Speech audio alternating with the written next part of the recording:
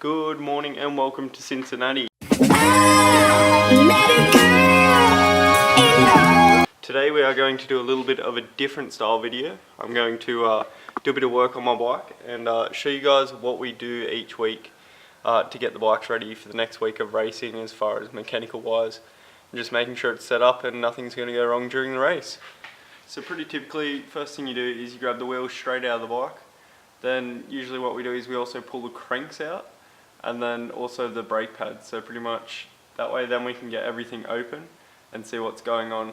Every second week we pull apart the headset just to check there's no water, clean it out, make sure the dirt's not getting in there and wearing anything out.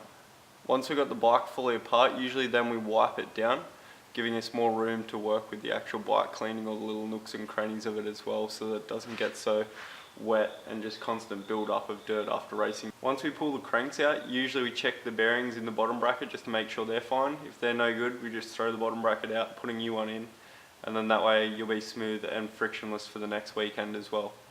After that, usually we lubricate the jockey wheels as well because they tend to build up with a lot of mud, and that's a good point that usually gets blasted with the pressure washers as well. So any grease that is in the sealed bearings usually gets pushed out by the end of a weekend or after maybe 2 or 3 weekends of racing, so it's always good to check your jockey wheels. Alrighty, so the final step before throwing the bike back together, making sure it's all good to go for next weekend, would be checking your tubulars, making sure that they're still glued on after pressure washing and dirt.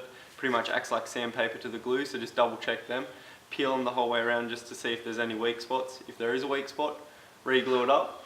And then the final thing we usually do is we re-lubricate the shifter as well because there is a little bit of a hole there, so any hole, if something isn't completely sealed, even sealed bearings can still get dirt in them.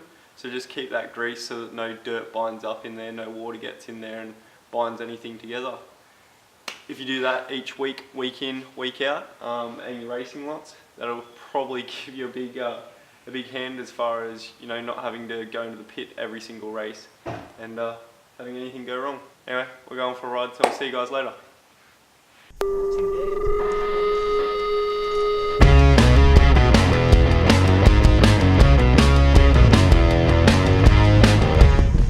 This afternoon we're off to the infamous mountain bike trails. Apparently it's cross bike friendly.